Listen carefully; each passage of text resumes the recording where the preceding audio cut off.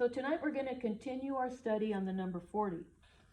And I'm going to tell you kind of a long story about the number 40, but I want to tell you some shorter ones. And one is Deuteronomy 25, 1 through 3.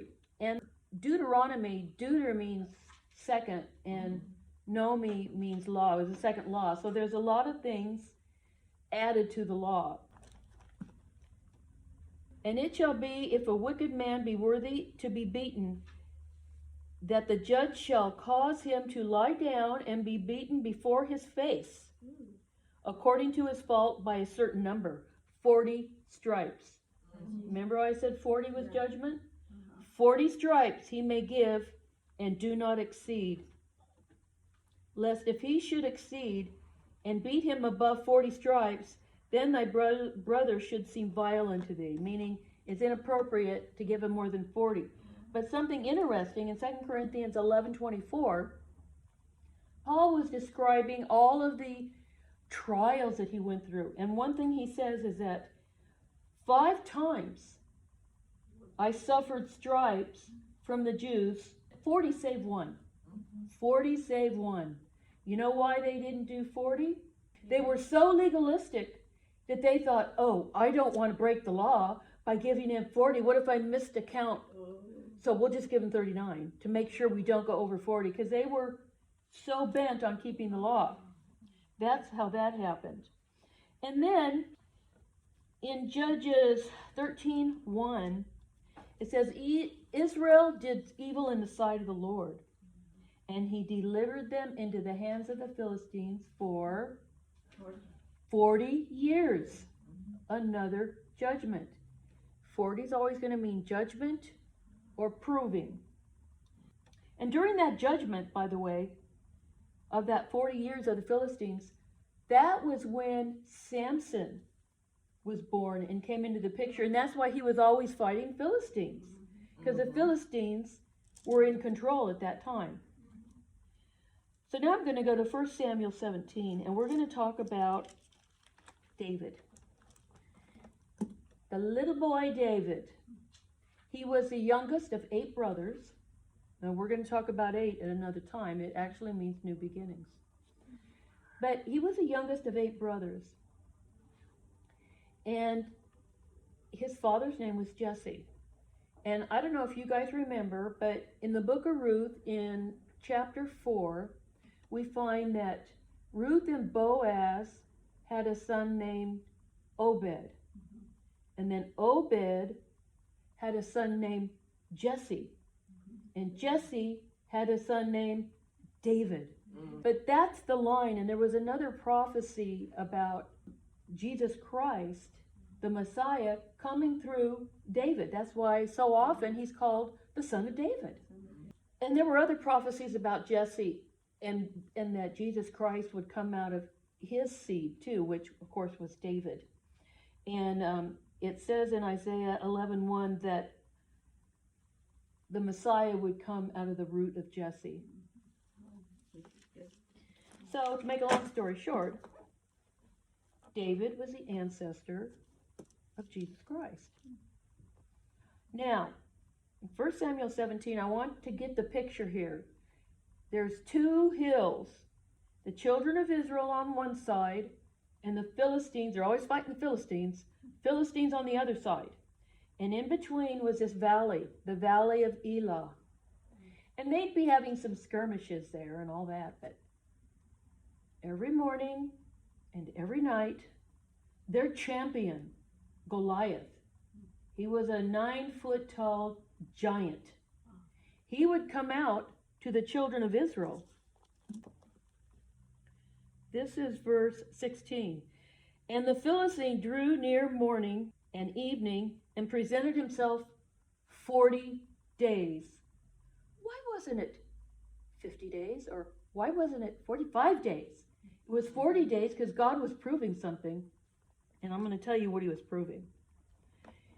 So what had happened, going back a little bit, was David's 3 older brothers had gone to this battle where this was happening here. And his father David's father Jesse, he's just a young shepherd. He said, here, take some food to your brothers at the war, at the battle. So he did. He didn't know anything about this giant. He knew nothing about what was really going on. He was busy with his sheep. And so when he sees Goliath, he can't believe that everyone's afraid. Verse 8, and this is talking about Goliath. And he stood and cried unto the armies of Israel and said unto them, why are ye come out to set your battle in array? Am not I a Philistine, and ye servants of Saul? Choose you a man, and let him come down after me.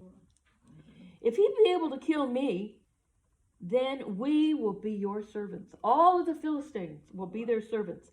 But if I prevail against him and kill him, then shall ye be our servants and serve us. Boy, a lot would be riding on that battle, wouldn't it? And the Philistine said, I defy the armies of Israel this day. Give me a man that we may fight together. Verse 11, and when Saul and all Israel heard the words of the Philistine, they were dismayed and greatly afraid. These are God's people. Think about it. They were scared to death. So then we have David coming onto the scene. When David sees this happening, he can't believe it. He's thinking, I'll fight him. Everyone's saying, this is ridiculous. You're just a kid. He was 17. So, but yet he's the only one who's willing.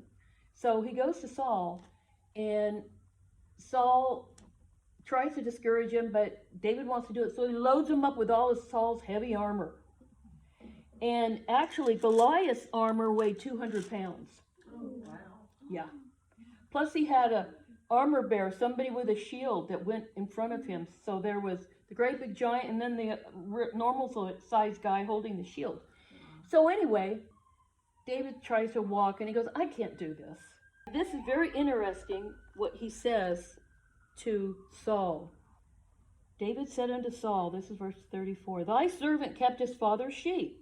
And there came a lion and a bear and took a lamb out of the flock. And I went after him and smote him and delivered the lamb out of his mouth. And when he rose up against me, I caught him by his beard and smote him and slew him. So he kills a lion. And I slew both a lion and a bear. And this uncircumcised Philistine shall be as one of them. Seeing, this is why, seeing he hath defied the armies of the living God. He was aware that God was alive. The armies of the living God. This is a young man of courage. This day will the Lord deliver thee into mine hand, and I will smite thee and take thine head from thee. Now he's speaking to Goliath. And I will take thy head from thee, and I will give thee carcasses of the hosts of the Philistines this day to the fowls of the air and to the wild beasts of the earth, that all the earth may know that there's a God in Israel. He's doing all this for God, but think about it. The whole army and the king are all scared to death, and here comes this young 17-year-old saying, this giant and these Philistines aren't going to defy the living God and his army. And it came to pass when the Philistine arose and came and drew nigh to meet David, David ran towards the enemy to meet the Philistine. Can you imagine that? He's not like, well, yeah, I hope this works. I'm going to try. No, he went running toward him. I'm going to take this giant, this uncircumcised Philistine. I'm going to take him down. And all the assembly shall know that the Lord God saveth not with the sword and the spear, for the battle is the Lord's, and he will give you into our hands. And David put his hand in his bag, and took thence a stone, and put it in a sling. This is how he would kill wolves, lions, bears, anyone that was trying to steal the sheep. He'd take this stone. He had already gone down to the brook and taken 5 stones. And by the way, 5 is the number of grace. That's why he took 5 stones. Anyway, he takes that stone And just think this guy, Goliath, with all of his armor and his armor bearer, he had one little spot here so he could see, but his forehead was exposed. You know, he had on a helmet, but that part was exposed. 49. And David put his hand in his bag and took thence a stone, and he slang it, and smote the Philistine in his forehead, that the stone sunk into his forehead. I mean, it went right in his brain. And he fell upon his face to the earth. You know, can you imagine something that heavy? It must have caused the whole earth to shake right there. And this path of damage is like a bullet.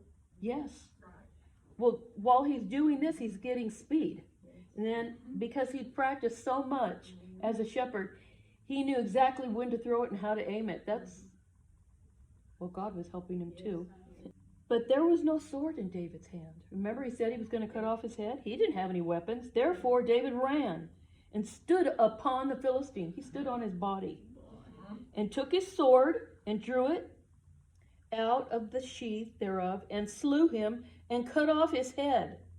And when the Philistines saw their champion was dead, they're heading for the hills. And the men of Israel and of Judah arose and shouted and pursued the Philistines until they came to the valley and to the gates of Ekron. Ekron was one of the Philistine cities. And the wounded of the Philistines fell down by the way to Sharaim, even unto Gath. Gath is another Philistine city. And unto Ekron. And the children of Israel returned from chasing after the Philistines, and they spoiled their tents. And as David returned from the slaughter of the Philistines, Abner took him and brought him before Saul, with the head of the Philistine in his hand. Just think how big that head would be for that kid. And Saul said unto him, Whose son art thou, thou young man? And David answered, I am the son of thy servant Jesse, the Bethlehemite. And Saul had already made a promise before to his army. If anyone can slay this giant, I'm going to give him great riches. I'm going to give him my daughter to marry. And I will free his family from ever paying taxes to the king again. That's another reason why he wanted to know who his father was. Because his father and his father's family was going to be free from doing that. Okay, so David basically becomes a hero of the Israelite nation. He is a hero. Everybody knows who slew that giant that this boy did. Then he became the second king of Israel, and he became the greatest king of Israel. Well, going back to Ruth and Boaz were in Bethlehem, right? And then their descendants ended up still being in Bethlehem. That's why Jesse, David's father, was in Bethlehem, and David was born in Bethlehem. And who else was born in Bethlehem? Jesus. Well, there had been prophecies in the Old Testament that Jesus was going to be born in Bethlehem. But since they lived in Nazareth, how does that happen? Think about it. Well, this shows that God is in control of everything. He is sovereign, and he can make anything happen that he wants to. So now we're going to go to Luke 2, verse 1. And it came to pass in those days that there went out a decree from Caesar Augustus that all the world should be taxed. Who put that idea in his head? God. God put that idea in his head. That was God's way of getting Mary and Joseph when she happened to be ready to deliver. See, God was in control of this, Caesar. At the very moment when they needed to be traveling so she could deliver in Bethlehem. Verse 3, and all went to be taxed, everyone to his own city. Well, the city of their fathers was Bethlehem. And Mary, being a descendant of David as well through his son Nathan, and Joseph being a descendant through Solomon, they had to go to Bethlehem. So God worked it all out. And Joseph also went up from Galilee out of the city of Nazareth. Remember, that's where they lived. Into Judea unto the city of David, which is called Bethlehem, because he was of the house of David, to be taxed with Mary, his espoused wife, being great with child. So one thing I want to talk about is Bethlehem. So Beth means house of, and Lehem means bread. So Jesus spoke of himself, I am the bread of life that came down from heaven. And that's was also representative of the manna, the bread that came down from heaven. But he said, I am the living bread that comes down from heaven, and he that eats of that bread will have life eternal. But isn't it interesting that he was born in the house of bread? Okay, that's my lesson for tonight.